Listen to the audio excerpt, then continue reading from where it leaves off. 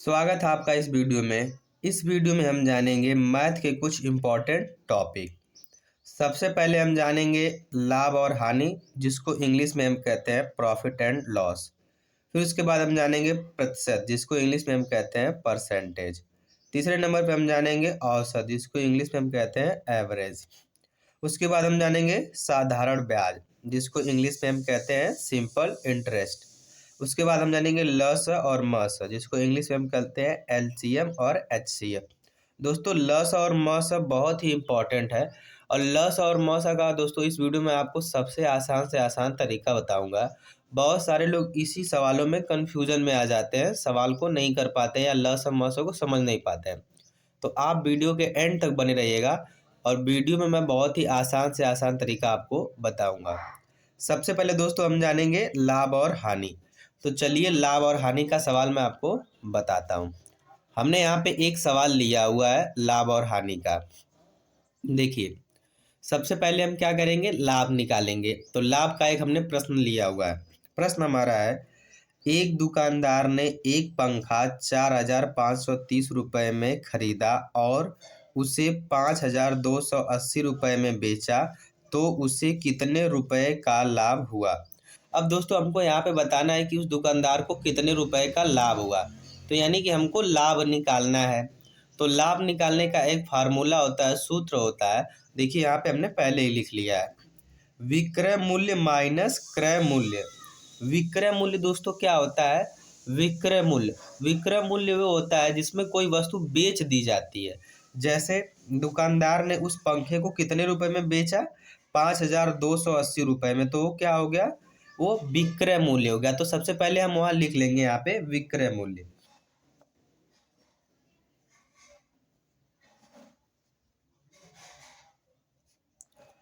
विक्रय मूल्य हमारा कितना है, 5,280 रुपये, 5,280। अब देखिए हमको क्या लिखना है, क्रय मूल्य लिखना है। क्रय मूल्य वो होता है दोस्तों जिस मूल्य पे कोई वस्तु खरीदी जाती है। तो दुकानदार ने वो पंखा कितने रुपए में खरीदा था, 4,530 में। तो यहाँ पे हम लिख लेंगे क्रय मूल्य। क्रय मूल्य हमारा कितना है, 4,530। अब देखिए सूत्र हमारा क्या कह रहा है, विक्रय मूल्य माइनस क्रय मूल्य, यानी कि विक्रय मूल्य में से क्रय मूल्य को घटाना है। तो यहाँ पे हम इस तरह से घटाना का चिन्ह लगा लेंगे और इसको हम घटा लेंगे।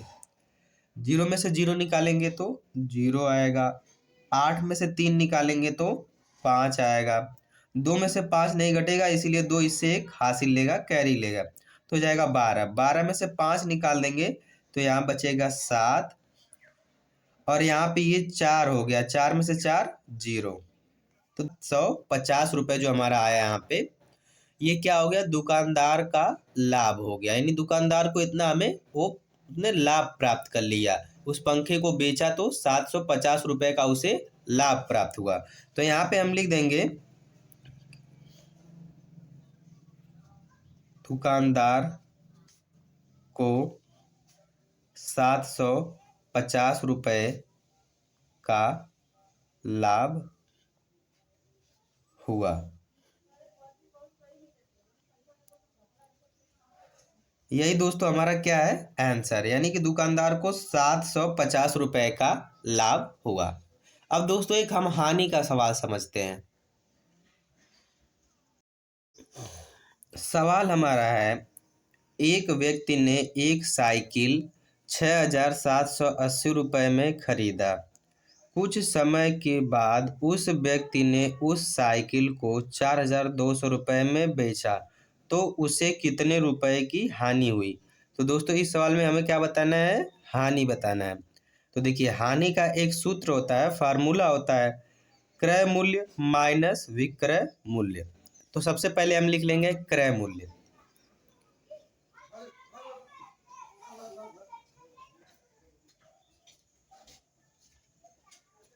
क्रय मूल्य हमारा कितना है, क्रय मूल्य हमारा है 6,780 रुपये, 6,780 रुपये। और विक्रय मूल्य हमारा कितना है, विक्रय मूल्य हमारा है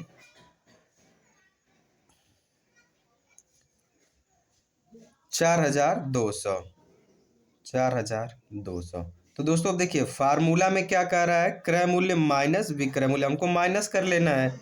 क्रय मूल्य हमारा 6,780 रुपये है, विक्रय मूल्य हमारा 4,200 रुपये है। तो अब हम यहाँ माइनस कर लेंगे, जीरो में से जीरो जाएगा तो जीरो बचेगा, 8 में से जीरो घटाएंगे तो यहाँ पे 8 बचेगा, 7 में से 2 घटाएंगे तो 5 बचेगा, 6 में से 4 घटाएंगे तो 2 बचेगा। यानी कि दोस्तों हम यहाँ पे लिखेंगे उस व्यक्ति को, उस व्यक्ति को 2,580 रुपये की हानि हुई, 2,580 रुपये की हानि हुई। नंबर 2 पे है हमारा प्रतिशत निकालना। प्रतिशत निकालने का एक सवाल हमने यहाँ पे लिया हुआ है, 500 का 20% कितना होगा। तो देखिए 500 का 20% हमको निकालना है। तो ये दोस्तों प्रतिशत निकालने का बहुत ही आसान तरीका है। देखिए प्रतिशत निकालना है कितने में से, 500 में से। तो हम यहाँ क्या करेंगे, यहाँ पे हम लिख देंगे 500, और का मतलब होता है गुणा, और 20 जो यहाँ पे दिया है 20% निकाला तो 20 यहाँ पे लिख देंगे। अब देखिए दोस्तों प्रतिशत का मतलब क्या होता है, प्रतिशत बराबर हमारा होता है 100। तो प्रतिशत बराबर हमारा होता है 100, तो हम 20 के बटे में यहाँ पे 100 रख देंगे। देखिए एक जीरो से एक जीरो कटा, एक जीरो से एक जीरो कटा, यानी कि यहाँ पे 2 जीरो थे, हमने 2 जीरो को काट लिया। अब हम क्या करेंगे, 5 का गुणा 20 में करेंगे, क्योंकि यही यहाँ पे तो बच रहा है, 5 गुणे में 20। क्योंकि ये जीरो कट गया, यहाँ पे भी जीरो कट गया, और ये 1 बचा, तो 1 का कोई मतलब नहीं है। यहाँ पे जो 1 बचा उसको हम छोड़ देंगे। देखिए 5 का गुणा 20 में करेंगे तो 20 पाँचे 100, तो यहाँ जो हमारा 100 आएगा, यह 500 का 20% होगा। यही दोस्तों हमारा 100 क्या हो जाएगा, आंसर हो जाएगा। इस तरह से हम प्रतिशत निकालते हैं। हमारा है औसत। दोस्तों औसत के सवाल को थोड़ा आप ध्यान से समझिएगा, बहुत ही आसान तरीके से मैं इसको आपको समझाऊंगा, बस आप ध्यान से इसको देखिएगा। देखिए सवाल हमारा क्या है, 4 मजदूरों की औसत आय 90 रुपये है। यदि पहले और दूसरे तथा तीसरे मजदूर की आय क्रमशः 60 रुपये और 75 रुपये तथा 80 रुपये है, तो चौथे मजदूर की आय बताइए। दोस्तों देखिए अब हम इसको कैसे करेंगे, बहुत ही आसान तरीके से। देखिए अब हम क्या करेंगे, पहले 4 जो मजदूर दिए हैं, चारों मजदूर की कुल आय हम निकालेंगे। तो सबसे पहले देखिए हम कैसे उन लोगों की कुल आय निकालेंगे। 4 मजदूरों की कुल आय। तो देखिए चारों मजदूरों दोस्तों कुल आय हम कैसे निकालेंगे। देखिए पहले चारों मजदूरों की औसत आय कितनी दी है, 90 रुपये दी है, तो यहाँ हम लिख लेंगे 90। और मजदूरों की संख्या कितनी है, तो मजदूरों की संख्या है 4, इसीलिए हम यहाँ 4 से गुणा करेंगे। अब देखिए 90 का जब 4 में गुणा करेंगे तो 360 हमारा यहाँ पे आएगा। तो दोस्तों ये हमारा क्या आ गया, चारों मजदूरों की कुल आय आ गया 360 रुपये। अब हमें क्या करना है, हमें चौथे मजदूर की आय बतानी है। तो यहाँ पे जो 3 मजदूर हैं उनकी आय कितनी है, देखिए यहाँ पे लिखा है ना, पहले दूसरे तीसरे की आय जो है क्रमशः 60 रुपये, 75 रुपये और 80 रुपये है। तो इसको भी हम लिख लेंगे कि जो पहले दूसरे तीसरे मजदूर हैं उनकी आय कितनी है। तो यहाँ लिख लेते हैं, पहले और दूसरे तथा तीसरे मजदूर की आय, मजदूरों की आय यहाँ पे हमने लिख लिया। अब हम जोड़ेंगे, देखिए पहले मजदूर की कितनी है, 60 रुपये है, दूसरे मजदूर की कितनी है, 75 रुपये है, और तीसरे मजदूर की कितनी है, 80 रुपये है। अब दोस्तों 60, 75 और 80 को हम जोड़ेंगे तो 215 आएगा। यहाँ पे हमने लिख लिया 215। अब देखिए हमारा सवाल लगभग सॉल्व हो चुका है। इन तीनों मजदूरों की आय कितनी है, 215 रुपये, और 4 मजदूरों की कुल आय कितनी है, 360 रुपये। तो अब 360 में से 215 हम यहाँ पे घटाएंगे, 360 में से 215 हम यहाँ पे घटा देंगे। तो 215 घटा देंगे तो कितना हमारा आएगा, देखिए ये जीरो इससे 80 लेगा 10 हो जाएगा, 10 में से 5 गया तो 5, ये 5 में से 1 गया तो 4 और 3 में से 2 गया तो 1। 145 दोस्तों जो आ गया, ये क्या है? ये चौथे मजदूर की आय है। यहाँ पे हम लिख लेते हैं चौथे मजदूर की आय बराबर, चौथे मजदूर की आय बराबर कितना हो गया? 145 रुपये। यानी चौथे मजदूर की जो आय होगी वो 145 होगी, और यही हो गया हमारा आंसर। चौथा टॉपिक हमारा है साधारण ब्याज। साधारण ब्याज का हमने यहाँ पे एक प्रश्न लिया हुआ है। देखिए प्रश्न हमारा है, यदि 400 रुपये का 1 साल का ब्याज 20% है तो 2 वर्ष का साधारण ब्याज निकालिए। तो दोस्तों देखिए, साधारण ब्याज निकालने का एक फार्मूला होता है, एक सूत्र होता है। तो यहाँ पे हमने उसका सूत्र लिखा हुआ है, साधारण ब्याज बराबर मूलधन गुणे दर गुणे समय बटे में 100। अब एक एक करके इसको हम समझ लेते हैं। मूलधन हमारा क्या है? मूलधन यहाँ पे हमारा दिया हुआ है 400। तो अब हम क्या करेंगे? इस फार्मूले पे रखेंगे। देखिए मूलधन हमारा कितना दिया है? 400। तो यहाँ हम लिख देंगे 400 गुणे दर। किस दर पे ब्याज लग रहा है? किस दर पे ब्याज है? देखिए यहाँ पे 20%। तो ये क्या हमारा है? ये हमारा दर है। तो यहाँ पे हम लिख लेंगे 20 गुणे में समय। कितने समय में? देखिए कितने समय का हमको निकालना है? 2 वर्ष का हमको निकालना है। तो यहाँ पे 2 लिखा है, तो हम यहाँ पे लिख देंगे 2 बटे में हम लिख देंगे 100। क्यों? क्योंकि यहाँ पे फार्मूले में लिखा हुआ है। अब देखिए यहाँ पे 2 जीरो से 2 जीरो कट गया। अब हमारा क्या क्या बचा उसको हम लिख लेंगे, 4 गुणे में 20 गुणे में 2। इसका हम गुणा करेंगे। देखिए 4 का गुणा 20 में करेंगे तो 20 चौक को 80, और 80 दूना 160। 160 रुपये दोस्तों हमारा क्या आ गया? ये हमारा आ गया साधारण ब्याज। साधारण ब्याज बराबर दोस्तों हमारा क्या आ गया? 160 रुपये। और दोस्तों ये हो गया हमारा आंसर।